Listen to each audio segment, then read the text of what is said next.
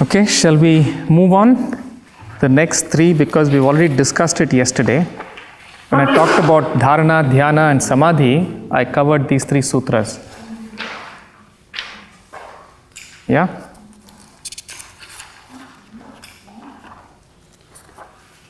Now,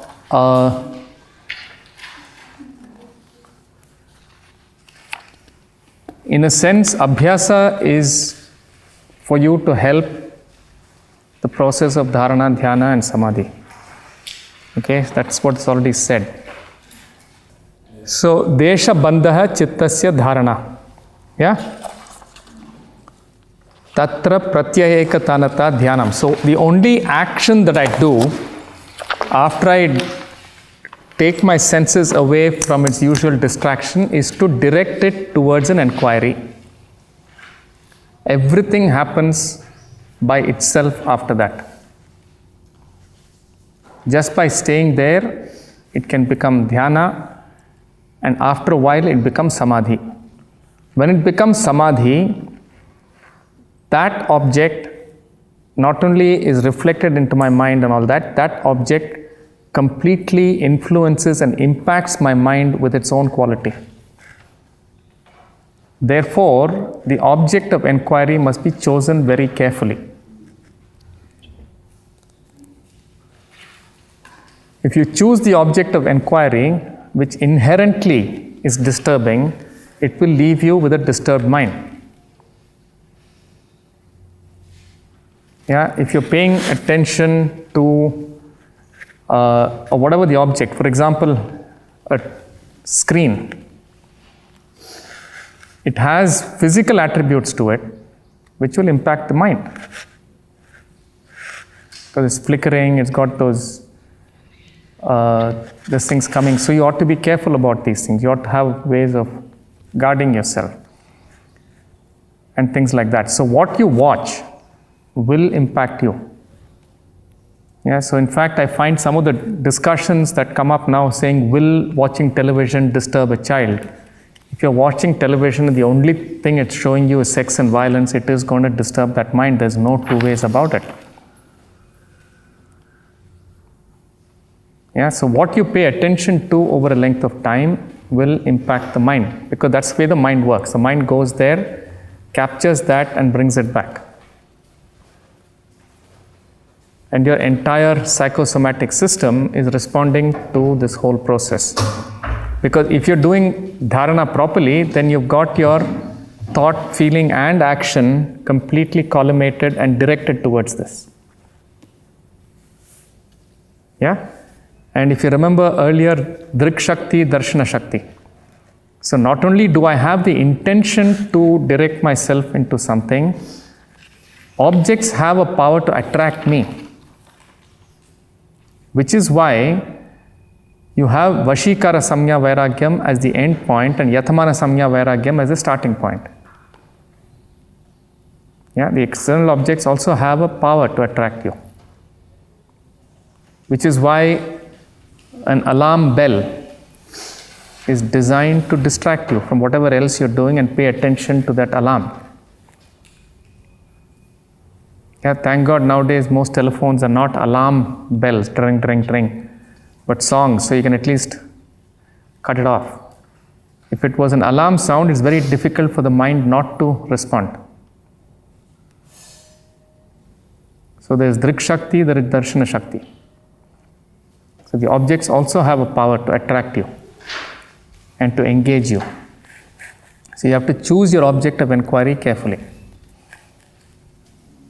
Okay, and yesterday we went through the list of possible inquiries, and that doesn't exhaust it.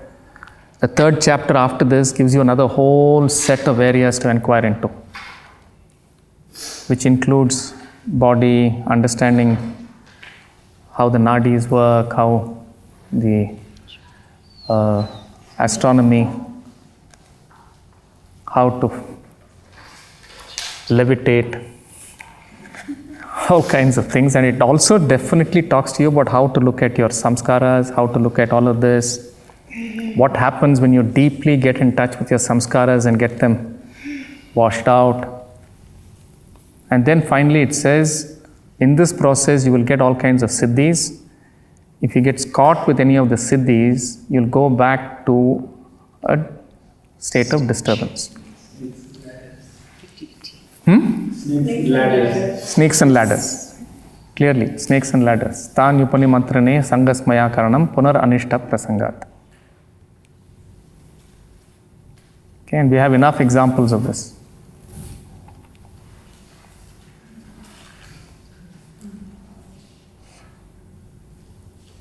And the biggest snakes are before number 100.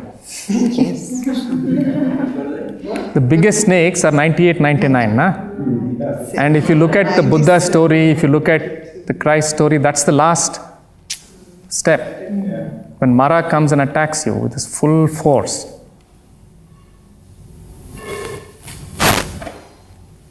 And even Buddha had to deal with filial piety. So dependence is deep.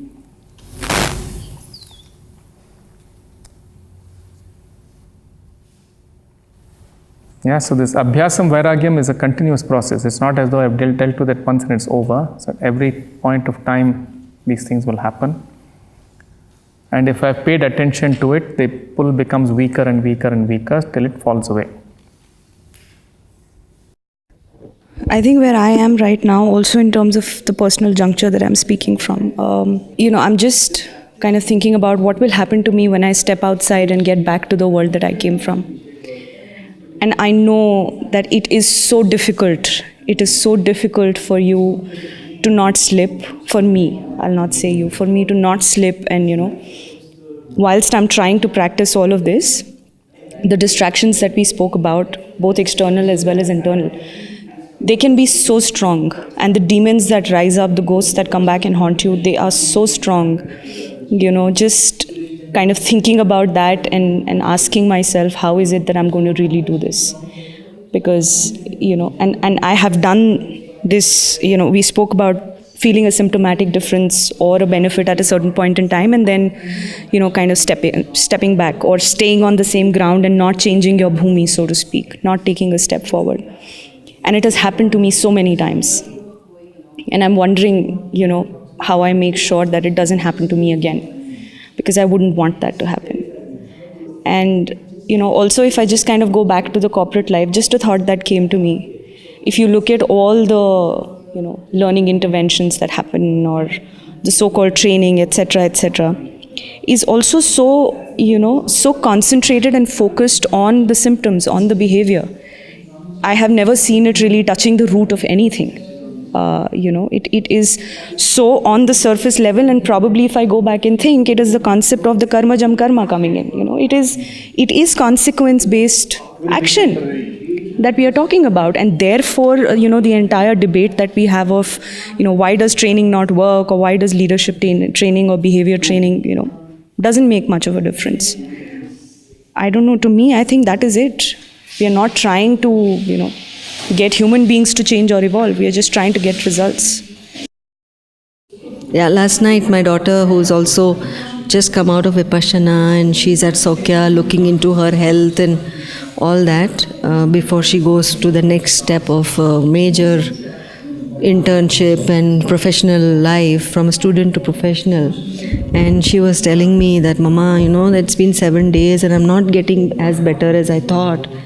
And she knew that, doing this Ayurvedic and other things doesn't mean you'll start getting better. In fact, you'll get aware of all these things, they'll get magnified.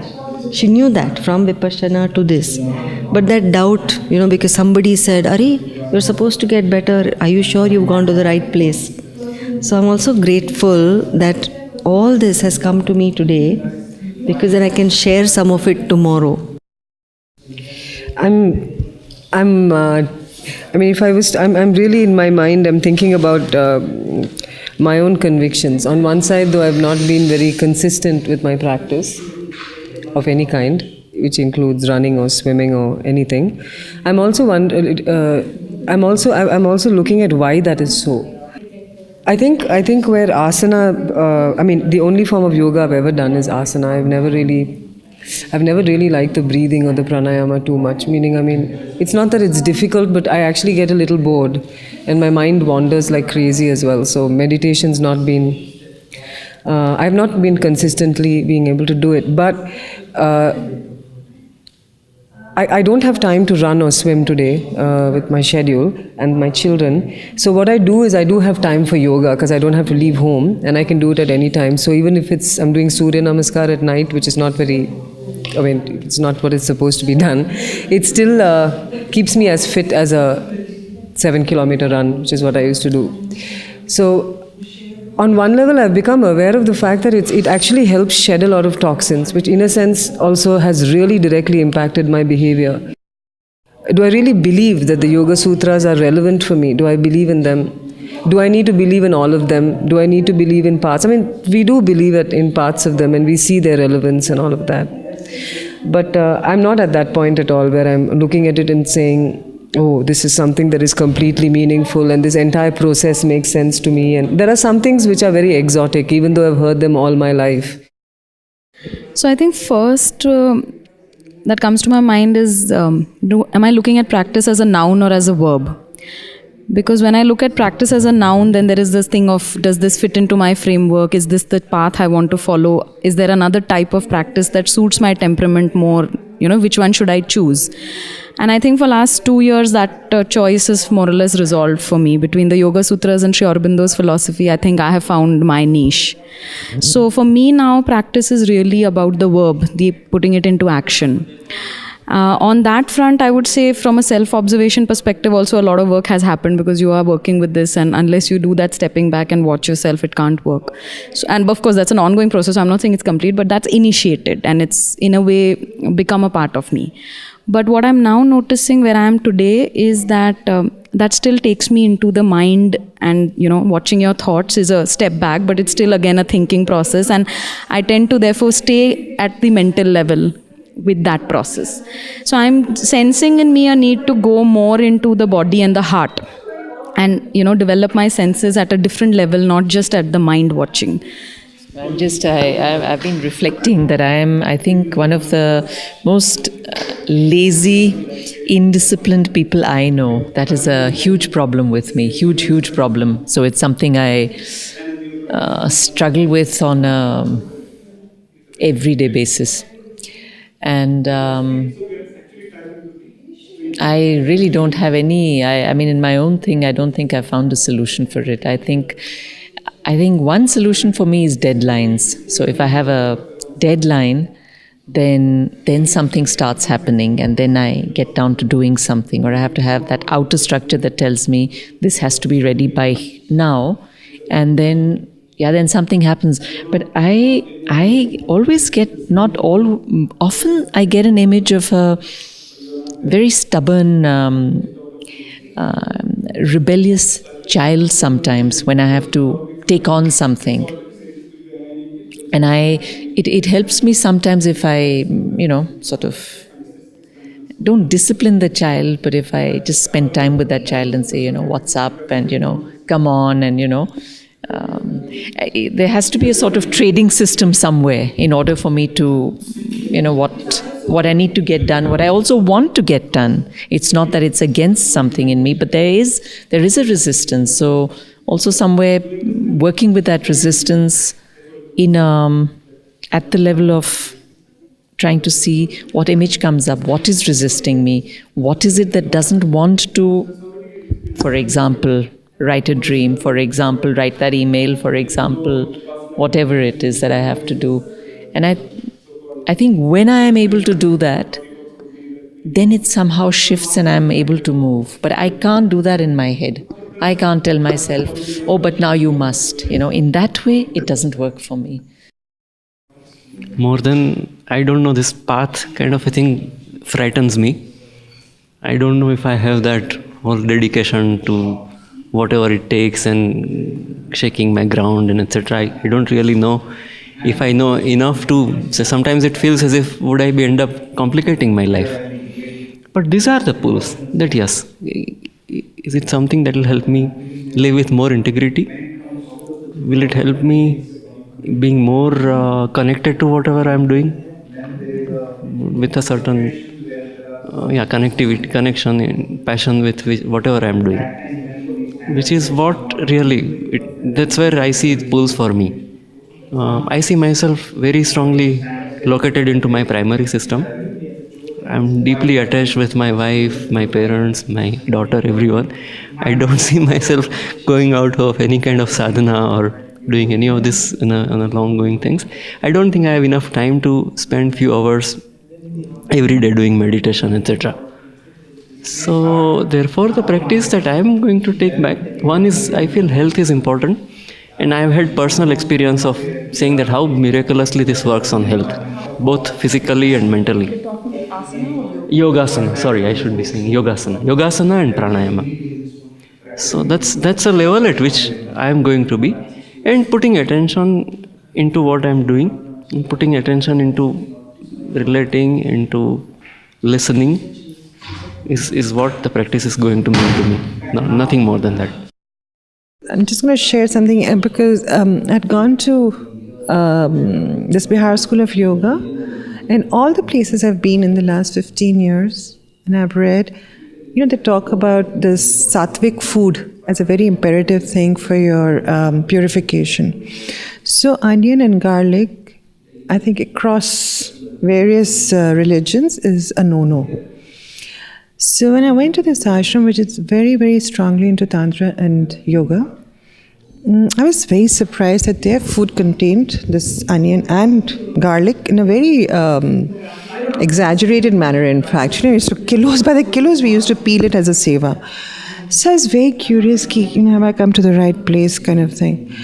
So I asked this the main senior Swamiji there, Swami Satsangi, and it was so interesting what she said. She said that in sadhana, when you reach a particular point, and which, Raghu was describing, that when you reach the anahat stage, from there the turn back or reversal, the chances are very minimal. So this is what she said. She said, this is a Shakti Peeth, that particular ashram. The people normally who live there have already reached a particular point. So this kind of a so-called distraction or impurity as it's perceived is no longer essential because they have already reached a particular point. It was an eye-opener for me because I just thought this was a given thing in the Hindu system that you can't. So the disciplines also change as you evolve was a learning for me.